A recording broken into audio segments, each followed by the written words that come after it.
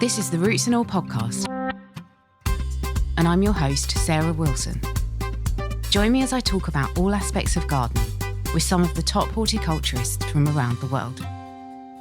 In this episode, I'm joined by the team behind Upper Bloom, a Netherlands-based company bringing modular plant-filled containers to some of the most densely built parts of our cities.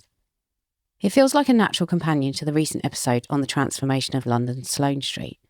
Where that project explored large-scale infrastructural urban greening, this conversation zooms into street level, to terraces, pavements and retail frontages, and asks what role portable planting can play in shaping greener cities. We discuss the tension between plants as aesthetic magnets and plants as ecological infrastructure, and whether systems like this genuinely contribute to urban biodiversity or primarily serve commercial and visual goals. It also raises interesting questions for designers and landscape architects. Is this kind of modular greening part of their remit, or are companies like Upper Bloom carving out a new, more agile niche, bringing greenery to challenging space-limited areas that might otherwise remain hard and grey? As ever, the conversation digs into sustainability, plant choices, maintenance, and the practical realities of keeping cities green, and what green really means in the first place. I'm Sam. Started Upper Bloom 7 years ago. I have a background in communication sciences. Did my first start of my career. I've worked in the advertising industry. That's where I also know Steve from. And 7 years ago, my mother handed over me a filled planter for on my balcony railing for my third floor apartment in Amsterdam.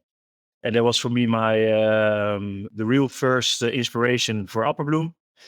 I have 3 daughters at home, 7, 4 and 1, happily married. I live in Gouda, in a very old city in the Netherlands.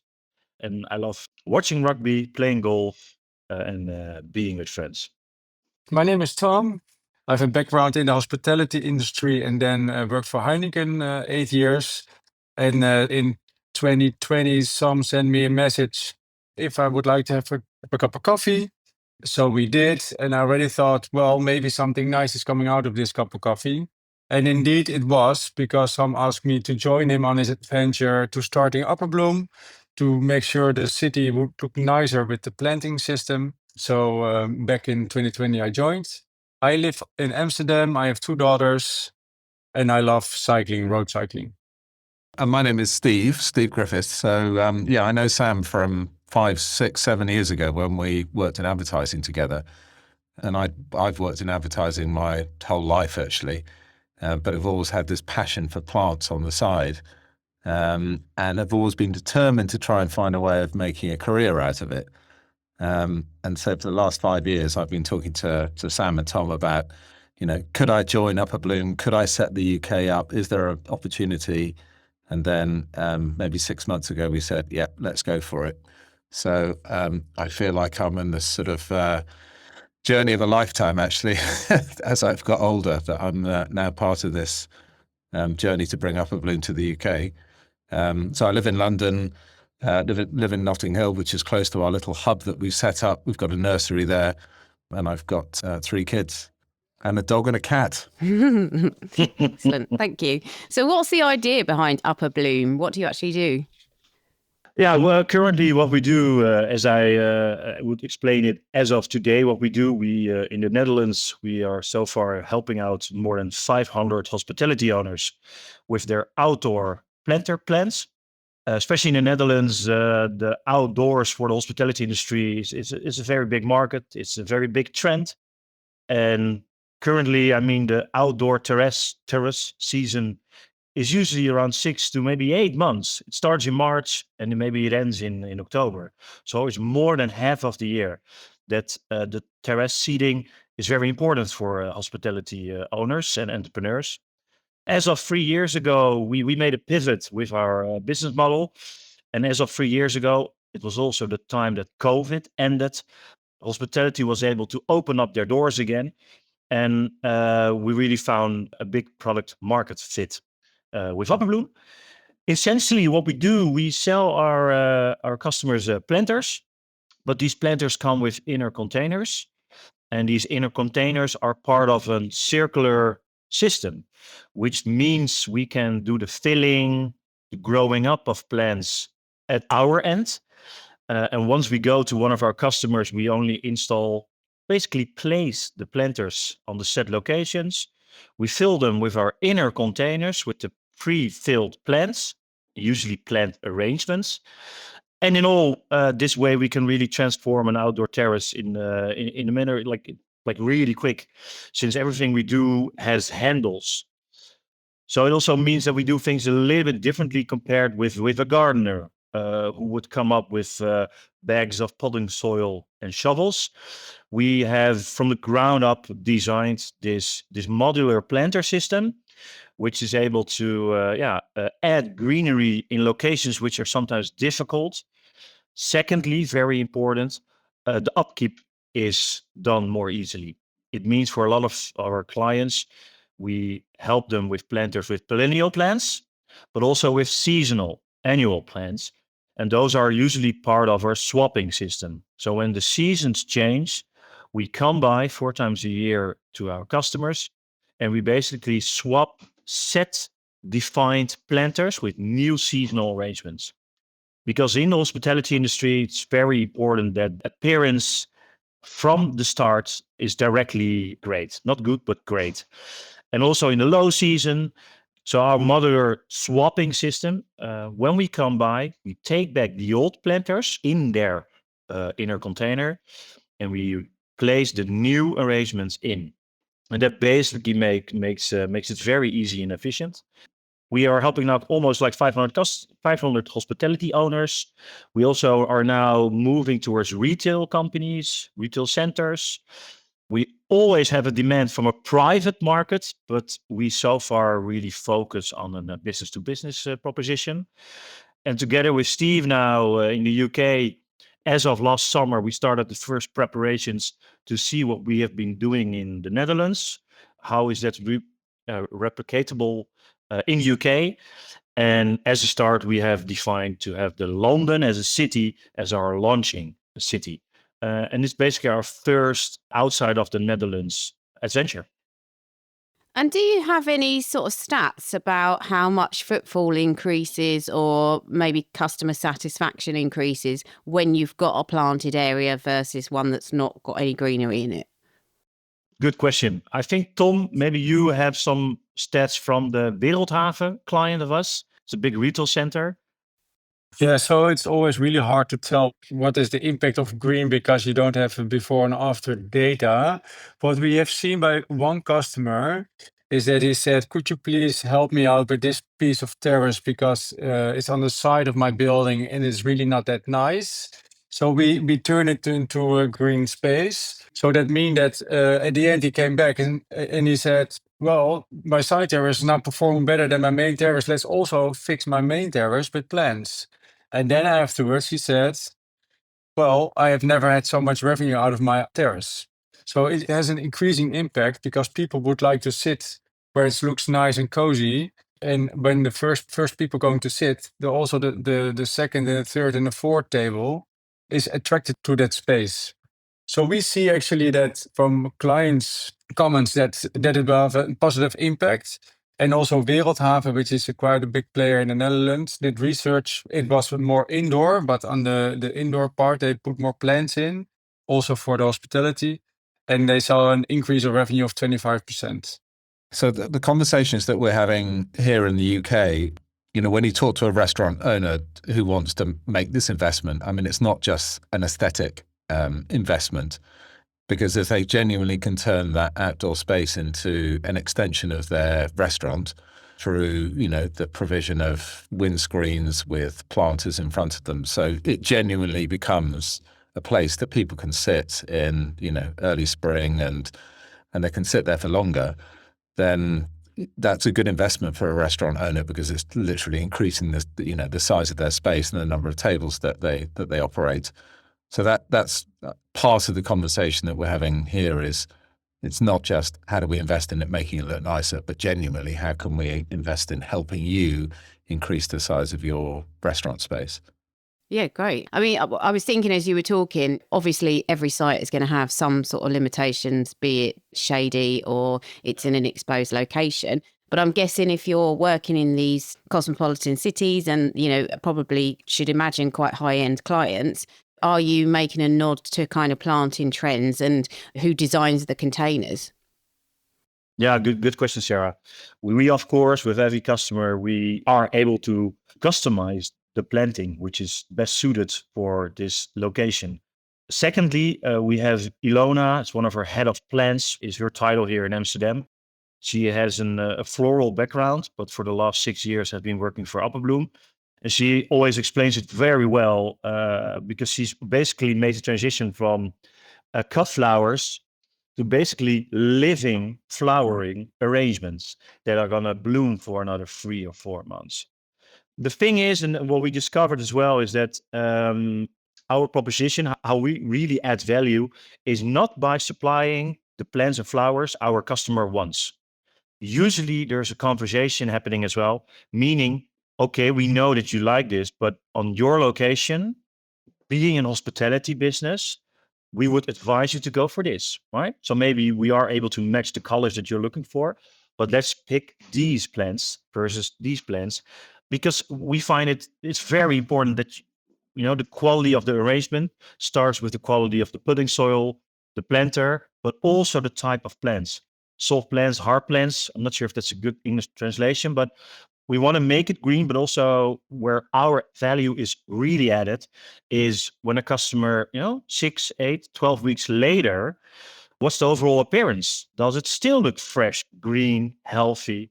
And we take that quite seriously. And that also means that we sometimes would advise our clients to not go for certain plants. And how often might a container be changed out? Usually, if I have this like benchmark customer of us, he has maybe like 10 to 15 planters, of which usually around 8 to 12 are filled with perennial plants. Those can be solistic plants, hedges, bushes, or it could be green. We call it our evergreen arrangements. Those are mixtures of perennial plants with ferns, ivy, also some bigger plants, Fatsia. For the last couple of weeks, we've been using a lot for this year. Next to that, there's also around those 4 to 5 other planters that we fill with seasonal arrangements. And they make sure that we come by 4 times a year to these customers. Because usually, after 2 to 3 months, these arrangements have done the blooming and flowering. And it means that we're heading towards a new season. And then we basically already do all the preparation to have the new seasonal arrangements ready.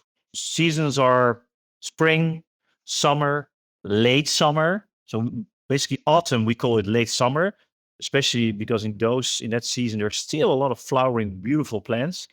And then we go into winter. And for the last 2 years, we also offer Christmas and more the festive season arrangements. So short answer, Sarah, is 4 times a year. Okay. And in between times, are you going into water and maybe do things like deadheading, or is that done by the client? No, 95% of the cases done by our customers, and they give some clear instructions for that. So far, that's working really well in the Netherlands. There is, for a few big retail organizations, we do the watering. But, it has to work in the business model. Otherwise, we're going to just charge too much, right? To be realistic. But yeah, it's done by the customers. Yeah. Maybe it's good to add is that all our planters has like an 8-liter water reservoir and a water meter. So that means that if you only give once a week, you give a good splash of water, you will be fine. Therefore, it's really easy to maintain. Talking about the plants themselves, are you sourcing them purely from the continent when you're doing the UK planters? I know, Steve, you mentioned a nursery in Notting Hill. So yes, we source them locally. So we are now discussing with 3 parties who will probably going to help us. So they are grown locally, but we also to do the fulfillment at the same site as where we do the sourcing. So then you have less transportation costs, you have less waste of spots where the plants are grown in. So we always try to be in our supply chain as efficient and as good as possible. So the location in Notting Hill will literally be the place that will deliver the arrangements.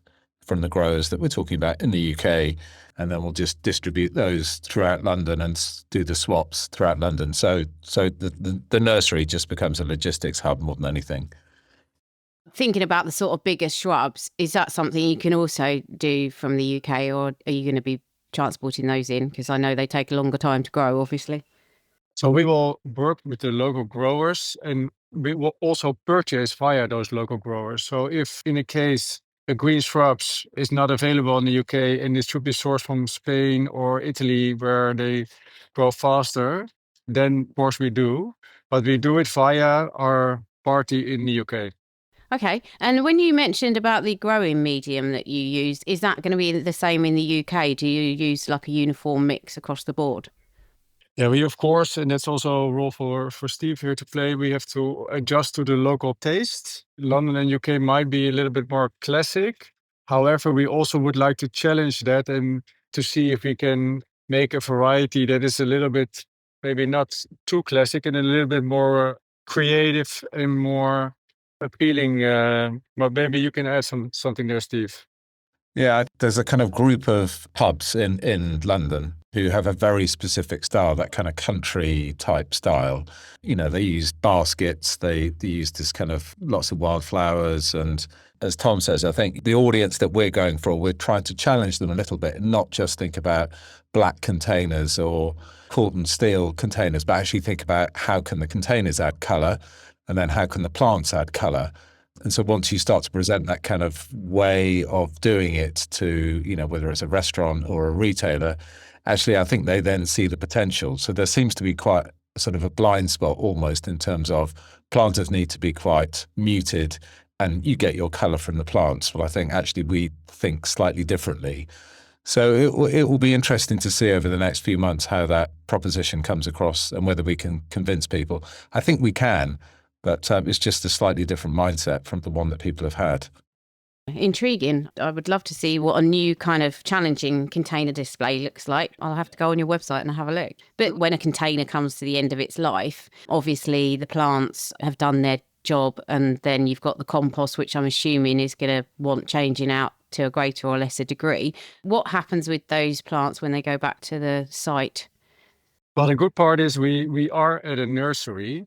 So in the Netherlands, we already reuse like 60 to 70% of the plants we can reuse.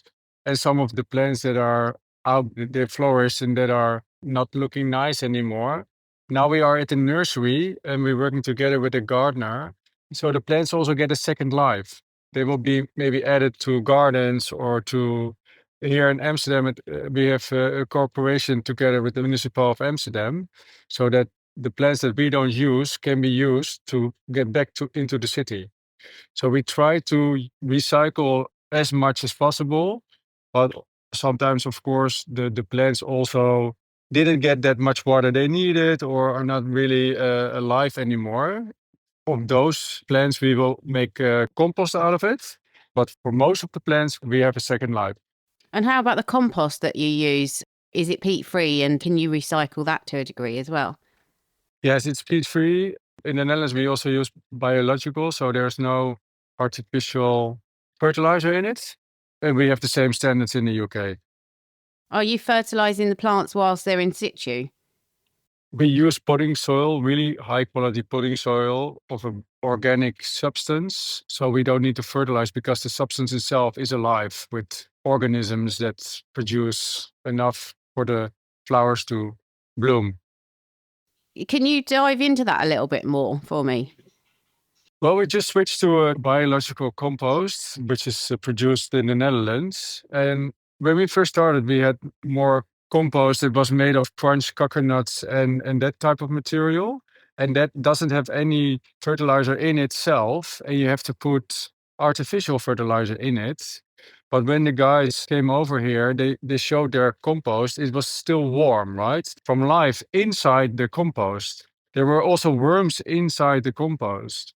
And nature on itself doesn't need artificial fertilizer when you have the right potting soil available. And in terms of things that might challenge the plants, I'm sure they're bombarded by a range of different things whilst they're in place. But how about pesticide use? Are you using pesticides either in the nurseries or once the containers are in place? No, we don't use pesticides once the container in place.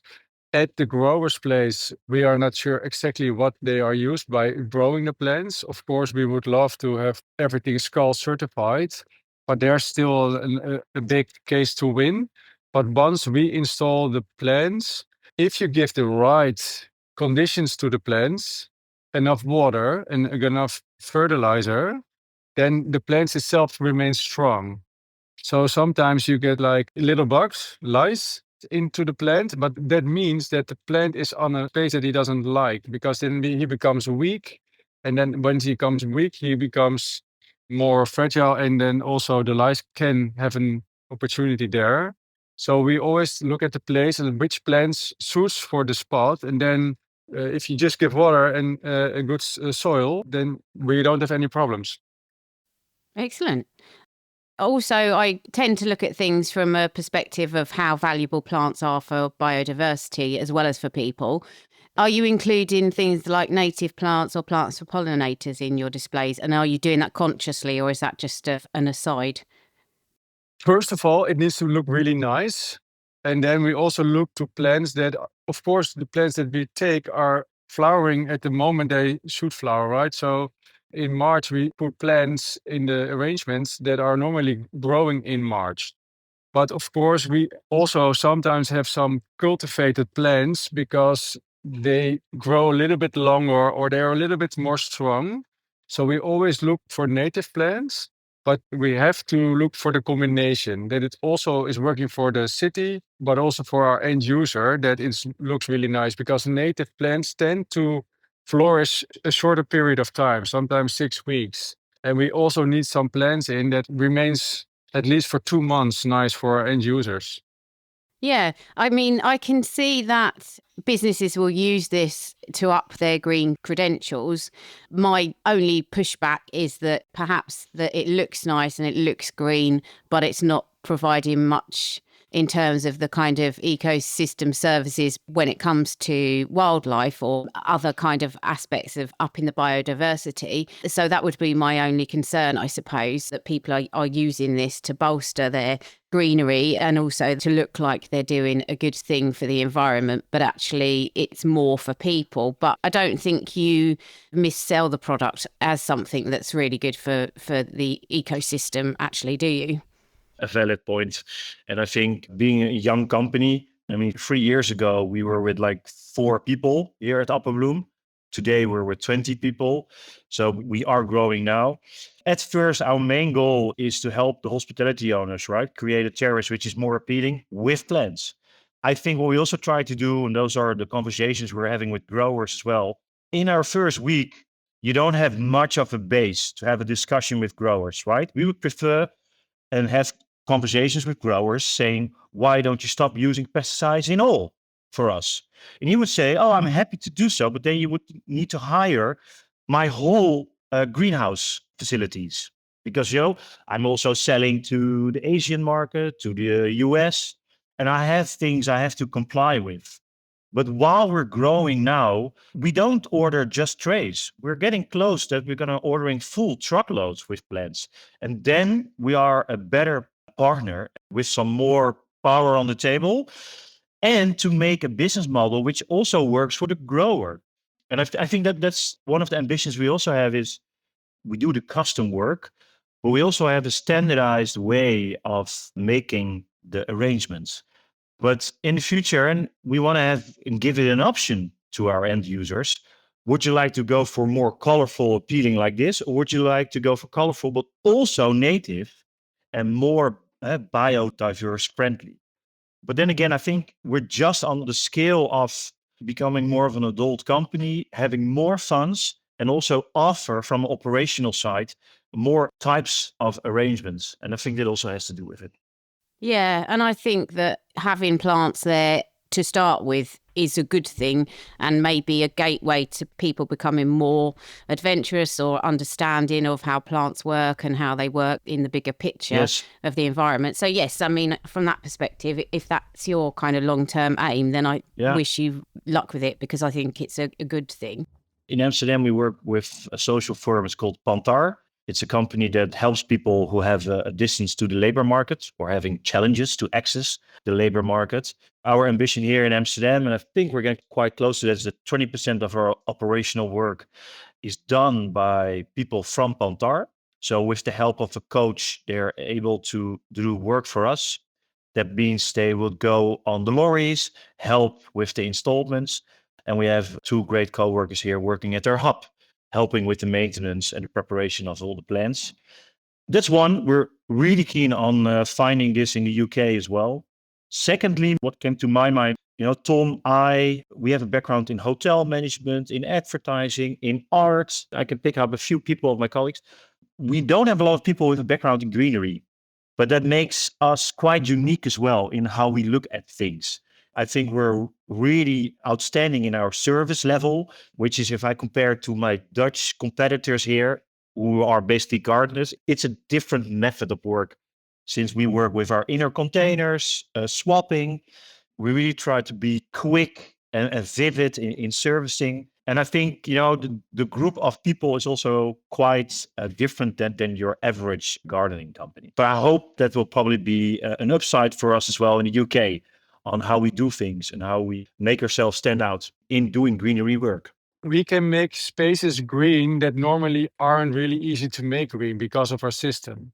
So in the last years, we added 6,000 square meters of greenery into the city of Amsterdam, for instance, which is quite substantial. And in that sense, we are adding next coming years also a lot of greenery to the London city with all its benefits. Yeah, that's a very good point. Yes, definitely. Thank you for adding that. Can I add one more thing? I was listening this weekend to the podcast with the Sloane Street that you had. And I was looking up some pictures as well. And I think, one of their main challenges was also, doing experiments on digging a hole downtown London, right? How does that work? Is it able to do? And also seeing what they've done. I mean, it's really beautiful. And I think where Upper Bloom lives is just in the layer under that, because this is a big project, what happened there on Sloane Street. And you can see the end result here. But I think with our proposition, we're able to give entrepreneurs on the streets, hospitality owners, retailers, maybe their own option to add in and add greenery themselves in their overall street appearance. So I just felt we were not competing with them, because what they do is really something else and magnificent. But we bring in something else which leans on, flexible, modular, adding greenery in a very dense city. So if people were interested, what's the process? How do they contact you? Do you come and do a site appraisal? Can they get containers fairly instantly? Yeah, I mean, we are talking to a number of restaurants. We're talking to a number of streets in London, actually. There's these things called business improvement districts. There are about 20 plus of these places in London. There's one in Fitzrovia, which looks after a street called Charlotte Street, which has a number of existing planters in that street and terraces for restaurants as well. And so the process there, as an example, is, they've already got some planters in place. We went and had a look at the planting that we could do and how our inner containers would fit within those planters that they've got there. We do that appraisal, then we come back with a proposal. Obviously, we can use things like AI now to mock that up and show people what that looks like. And then it becomes a commercial discussion. So it's a pretty simple process of, you've got an outdoor space, we've got a creative team who will come up with ideas for how we can transform that space. We'll then present that to the customer together with a commercial proposal, and then we'll agree how we move forward and whether we just go for green plants or whether we do seasonal plants and these swaps that we're talking about. So we can work with 2 types of clients, actually. People who already have existing planters in place, and we can use our internal system to put into that. The preferable way that we work is that we provide, the external planter and the internal planters also. But yeah, that's how people can work with us. If this episode sparked your curiosity, you might also enjoy episode 363, The High Line, which explores how planting and design have reshaped a once industrial rail line into a beloved urban green space. And episode 369, Retail Meets Urban Nature, where landscape architects discuss the transformation of London's Sloane Street into a greener, more human-centred boulevard. You'll find links to both in the show notes, and as always, thank you for listening. Next up is Benny with his Insect of the Week, or Bug of the Week in this case.